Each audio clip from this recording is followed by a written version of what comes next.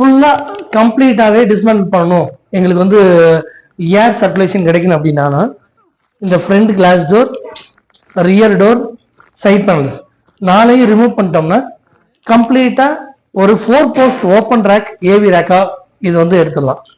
So அந்த நம்மளுடைய shoot முடிச்சிட்டோ இல்லை அவங்களுடைய சர்ச் இந்த மாதிரி அவங்களுடைய வேலைகளை முடிச்சுட்டு கம்ப்ளீட்டா ரேக்கை என்க்ளோஸ் பண்ணிடுவாங்க. ஸோ அது வந்து ஒன்ஸ் முடிச்சதுக்கு அப்புறம் என்க்ளோஸ் பண்றது ரொம்ப முக்கியமான விஷயம். ஏன்னா எக்யூப்மெண்ட் வந்து ஃபெயிலியர் ஆகக்கூடாது.